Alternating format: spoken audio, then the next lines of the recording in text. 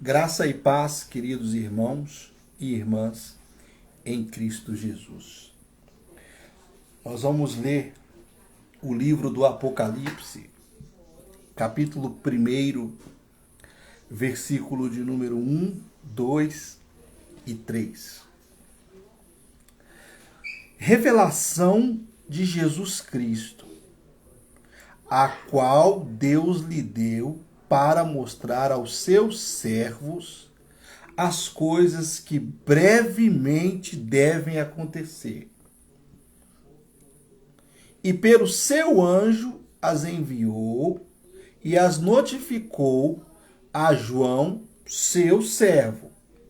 Versículo 2. O qual testificou da palavra de Deus e do testemunho de Jesus Cristo, e de tudo o que tem visto. Bem-aventurado aquele que lê, e os que ouvem as palavras desta profecia, e guardam as coisas que nela estão escritas, porque o tempo está próximo. Até aqui a leitura da palavra de Deus. Senhor, nesse momento nós te glorificamos, nós bendizemos o teu nome e declaramos que o Senhor é o Deus bendito para todos sempre. Amém. Que o Senhor possa acalmar o nosso coração, que o Senhor possa instruir a nossa alma, e que possamos ser abastecidos pelos tesouros das riquezas de Cristo, que estão reveladas na sua santa e bendita palavra. Te glorificamos e te agradecemos por tudo, em nome do Pai, e do Filho, e do Espírito Santo. Amém. Queridos, você deve estar lendo aí o título dessa mensagem, né? Macetando o Apocalipse. O título é cômico mesmo, é uma zoeira. Mas o teor da mensagem que a gente tem a comunicar é importante e muito relevante.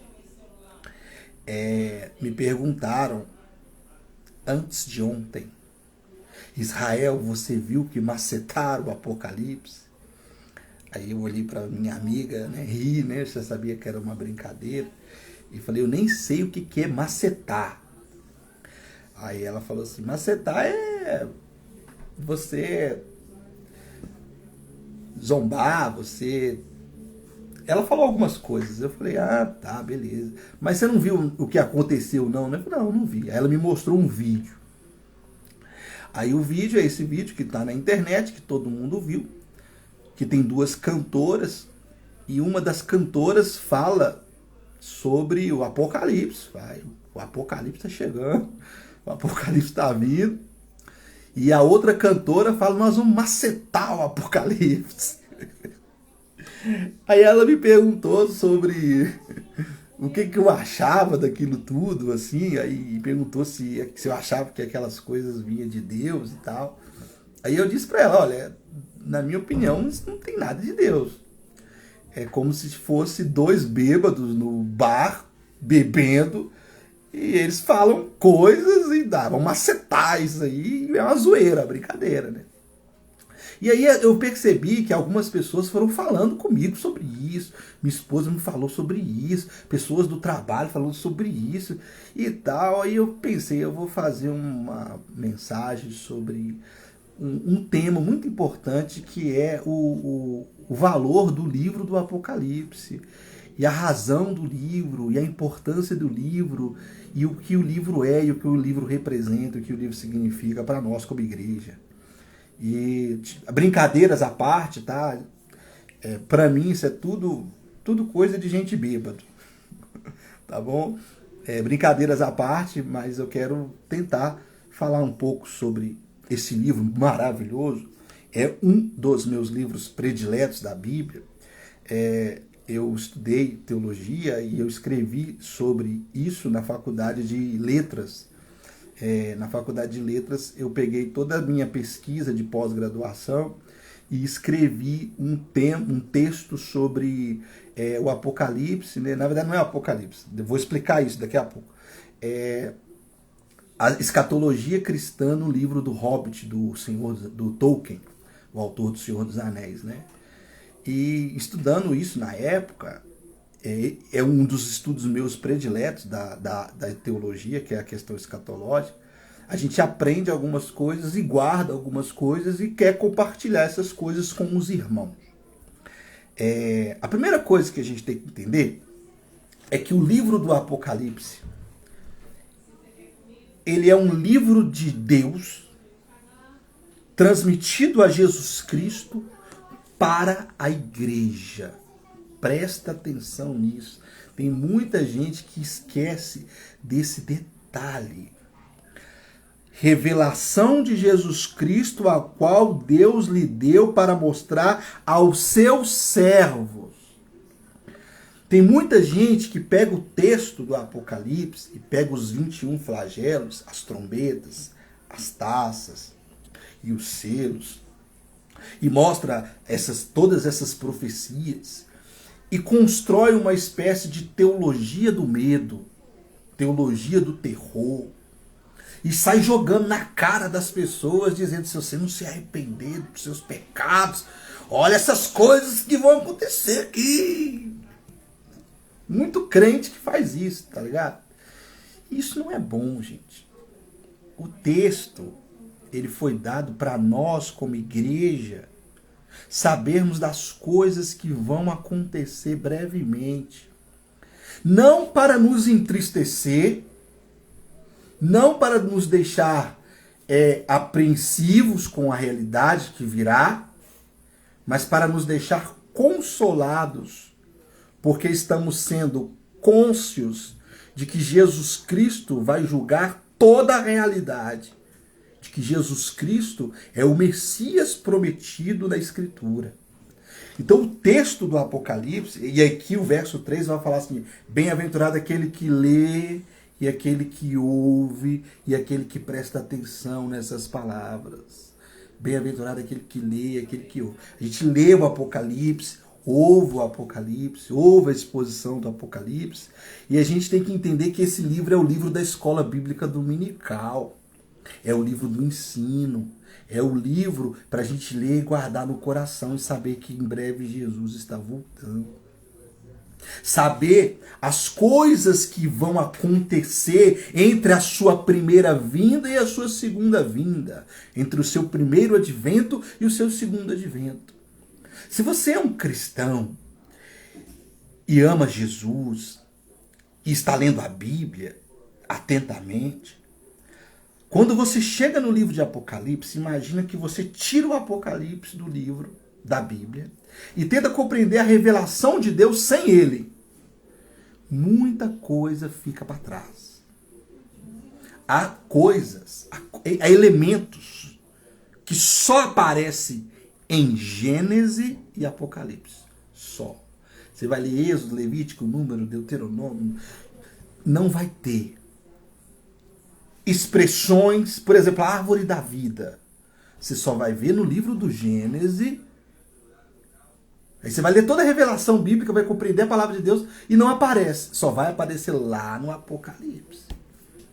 Várias coisas que Deus revela no Gênesis, ele só vai retificar lá no Apocalipse.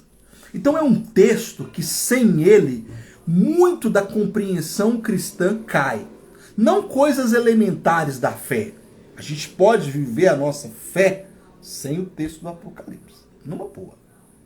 Mas respostas teológicas muito importantes só são dadas aqui nesse livro. O livro do Apocalipse, o livro da Revelação. Lá no vídeo, né, a cantora fala assim, o Apocalipse vai pegar. E hoje eu perguntei para uma pessoa assim, eu falei assim, ô irmão, deixa eu te fazer uma pergunta. O que é o Apocalipse? Aí ele virou para mim, o Apocalipse é Deus, Israel. Falei, amém, né, irmão? Você está dizendo isso aí. O que é o Apocalipse, né, gente? O que é o Apocalipse? Apocalipse significa revelação. É a primeira palavra que aparece no texto, ó. Revelação de Jesus. Apocalipse de Jesus. As pessoas acreditam que o Apocalipse é uma coisa que vem. É o fim do mundo. Não, gente. Apocalipse é uma revelação que Deus está dando de coisas que acontecem e acontecerão no tempo e no espaço, concernente à pessoa dele e aos atos dele no mundo. A ideia de Apocalipse, presta atenção que isso é muito importante. A palavra Apocalipse no grego, ela é de uma origem teatral. Ela surge no teatro grego. E a ideia é o seguinte: imagina uma obra de teatro, uma peça de teatro. E aí todos os elementos do teatro estão sobre uma cortina. Lá atrás, você é o espectador, lá atrás da cortina, você vê que tem uma cadeira, que tem uma mesa. Mas você não sabe se a cadeira é verde e se a mesa é azul. Se a cadeira tem um detalhe branco e se a mesa tem um detalhe prata. Aí na hora que vai começar a peça de teatro, abre-se as cortinas. Quando abre-se as cortinas, você vê claramente que a cadeira é azul e a mesa é branca. Esse ato de abrir a cortina, no grego, é Apocalipse. Ou seja, é a revelação de algo que está lá. Tudo que está no Apocalipse está na Bíblia, desde o Gênesis. Já estava lá, está tudo lá. O apóstolo João, inspirado por Deus, recebe essa mensagem de Jesus Cristo para mostrar para nós o que já está lá, para revelar para nós o que já estava lá, a fim de que nós tenhamos uma revelação definitiva da história. Você vai pegar, a história é uma das coisas que as pessoas mais teorizam. Tem um monte de teoria da história. Né? Onde a história vai, onde que ela vai chegar, qual a finalidade dela. E aí a gente tem um texto que mostra o que é a história, o cumprimento da história e o fim da história. Quando você lê o livro, você sabe tudo o que vai acontecer no mundo. A gente sabe tudo o que vai acontecer no mundo. A gente sabe quem Deus é, o que Deus fez, o que Deus fará no mundo. Por isso que o livro chama Apocalipse, do grego.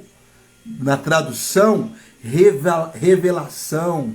Em inglês, revelation. É a revelação de Deus para nós. Agora, a gente está vendo todas as coisas que vão acontecer. Agora a gente está vendo todo o cumprimento da profecia do Antigo Testamento, explicado para nós nesse livro. Ok?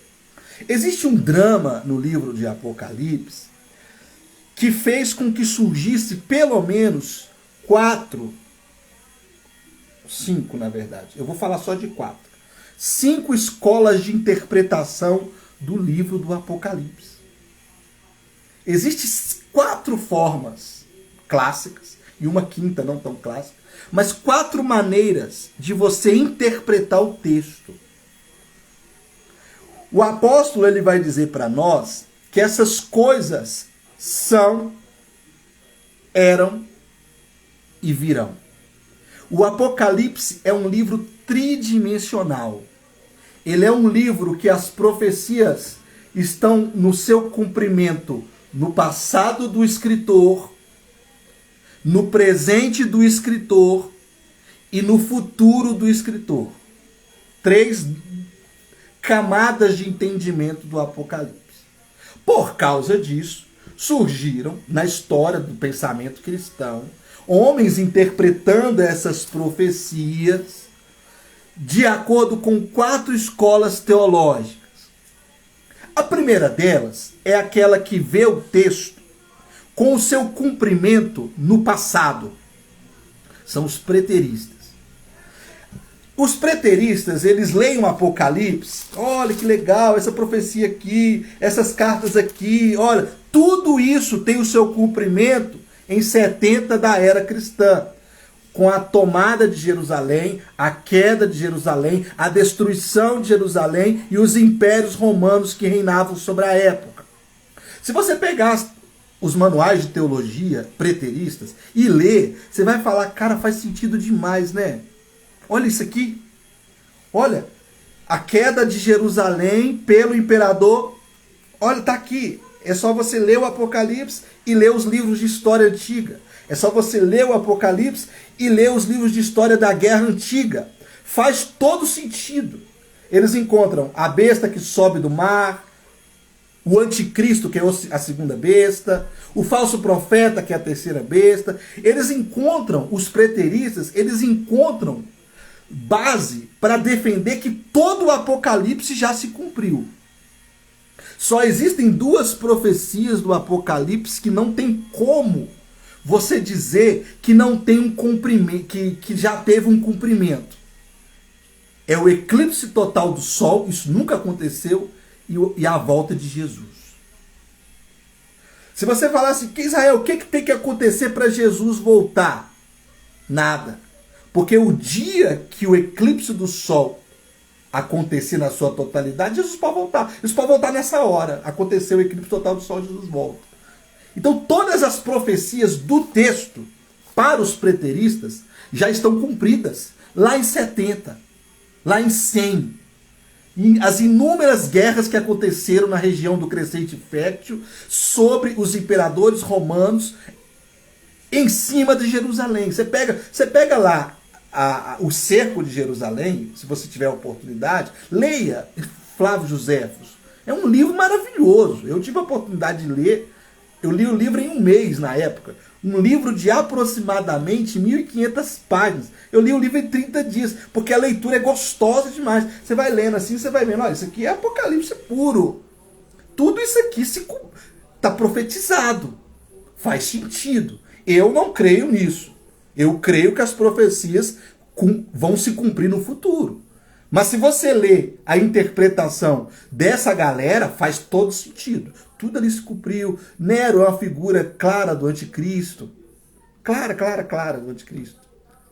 E os outros que surgiram na época são figuras claras dos personagens que aparecem na literatura apocalíptica do livro do Apocalipse. Esse texto não é único não, tá, gente? A literatura apocalíptica, ela é grande, ela é vasta. Existem vários textos com teor apocalíptico que circulava na época de Jesus, na época que João escreveu dele. Porém, a igreja entendeu, descobriu que este aqui é um inspirado por Deus, e a gente entende isso, e esse daqui é o que veio de Deus para nós. A segunda linha de interpretação vê o texto da seguinte maneira. Tudo isso aqui é uma literatura, e tudo isso daqui é a idealidade da fé para nós. Os idealistas, eles leem o texto e falam assim, o que isso aqui... Vamos pegar um texto aqui, a abertura dos primeiros 6 selos. E havendo o cordeiro aberto um dos selos, olhei e ouvi um dos 4 animais que dizia, como voz de trovão, vem e vê. Eles vão ler o texto da seguinte forma, não vai haver um cordeiro, que a gente sabe que é o Cristo. Não vai haver isso, essa coisa é literatura. A gente tem que ler esse texto e entender o que ele me comunica. Eu preciso prestar atenção nos atos de Deus. Eu preciso prestar atenção nos atos de Deus na minha vida hoje. Eu preciso prestar atenção nos atos de Deus amanhã. As coisas que acontecem no meu trabalho, na minha escola, na minha faculdade, na igreja. As coisas que acontecem no carnaval. Foi mal, desculpa aí. Zoei. Macetei agora. Os idealistas, eles veem o texto dessa forma. Eu preciso ler Apocalipse sabendo que essas coisas não se cumprem. Não tem cumprimento literal dessas profecias. Mas eu preciso atentar a elas e saber que Deus está comunicando alguma coisa comigo.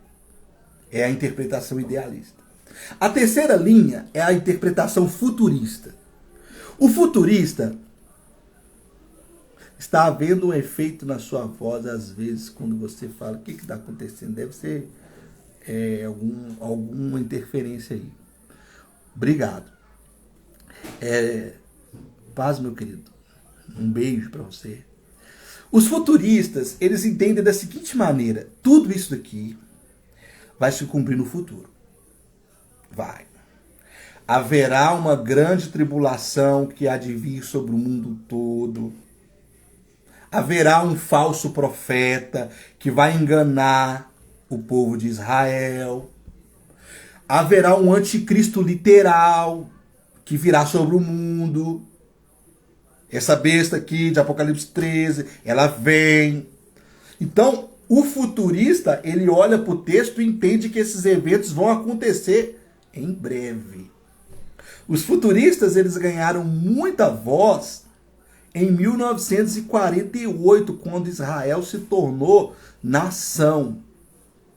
Porque quando você vai ler Apocalipse, boa parte das figuras de linguagem que tem no texto, do simbolismo que tem no texto, se refere a Israel. Isso é claro. São figuras de linguagem que estão no Antigo Testamento, que se referia à nação de Israel e a elementos judaicos. E aí, quando 1948 Israel se torna nação, os futuristas, eles ficam maravilhados. Olha aí, o cumprimento do Apocalipse. E a gente vai ver essas coisas acontecendo no futuro. A maioria dos cristãos evangélicos, católicos, são futuristas. A maioria da igreja é futurista, acredita que essas coisas vão acontecer no futuro. Ok? Eu sou um futurista, mas um futurista moderado. Eu converso com os preteristas. Porque existe um segundo futurista, que é a quarta escola, que pensa da seguinte maneira: esses textos já se cumpriram, mas ainda não. Já, mas não ainda. Já, mas ainda não.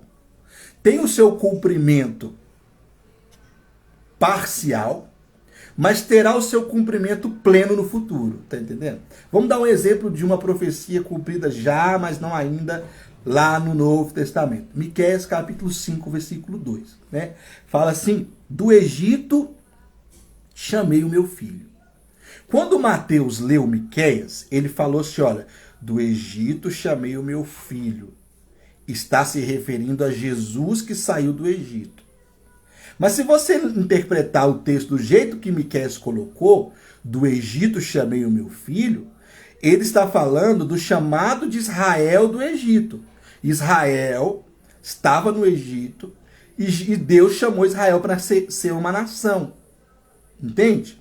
Então, a profecia de Miqueias se cumpre já lá em Israel, mas não ainda.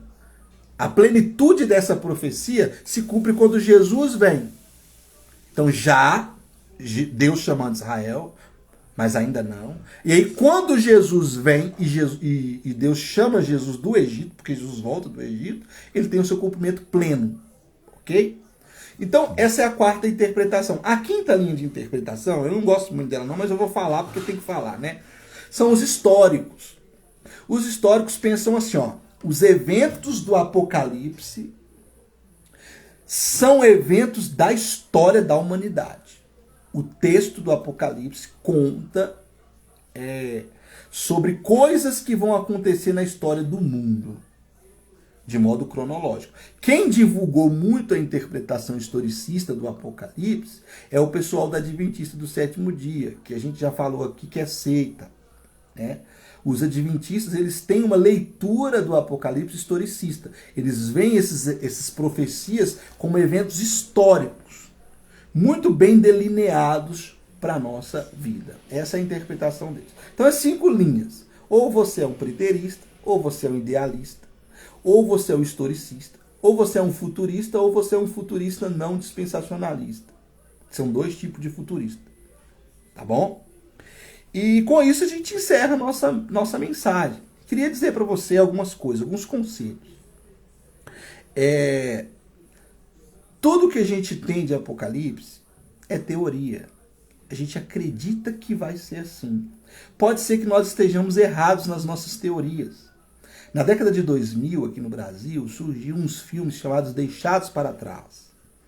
Eu assisti aqueles filmes. Não, na época era bom demais, Deixados para Trás. Alugava na locadora, vamos assistir Deixados para Trás, 1, 2, 3, 4, 5, 6, 7, 10. Eles assistiam. E aqueles Deixados para Trás, eles acabaram formando a escatologia da igreja na época. A gente acreditava que a interpretação do Apocalipse correta é a interpretação do Tim LaHaye lá do Deixados para Trás. Tim LaHaye que é um teólogo também, né? Não estou dizendo que ele está errado, mas é uma escatologia, é uma forma de entender o texto. Ele pode estar certo? Pode, mas ele pode estar errado. Eu posso estar certo na minha interpretação. Você pergunta assim, Israel, você é o quê? Eu sou futurista. Acredito que as profecias já se cumpriram, mas ainda não. Você é dispensacionalista? Não, eu sou pré-milenista, mas eu não sou dispensacionalista. Mas eu posso estar errado. Entendeu? Eu posso ler esses textos e estar errado. E assim como os teólogos e todos estão lendo e estão errados na sua forma de entender o Apocalipse. Mas a mensagem principal do Apocalipse é que Jesus voltará e ele vai buscar a sua igreja e nós temos que manter a nossa vida em ordem e em santidade para a honra e para a glória do nosso Senhor. Então, para de ficar atormentado, perturbado com o Apocalipse. Para de ficar chateado com as pessoas que estão macetando o Apocalipse. E entrega a sua vida para Jesus. Deixe Jesus ser o centro da sua existência. Para de ser esse crente chato que fica se incomodando com as pessoas que estão cantando, dançando carnaval. Vai pregar o evangelho. Senta com alguém e mostra, olha aqui, Jesus te ama. Ele tem um plano, ele morreu na cruz para te dar a vida eterna. Mas o Apocalipse, já macetaram o Apocalipse, deixa de lado, creia no evangelho e seja salvo. Busque o Senhor enquanto é tempo. Deixa Deus fazer de você uma nova criatura e viva a sua vida na plenitude, cuidando do seu filho, da sua esposa, do seu marido e de tudo que Deus te deu. Um beijo no seu coração e daqui a pouco nós temos uma outra mensagem. Tem duas engatilhadas, hoje é duas. Beijo.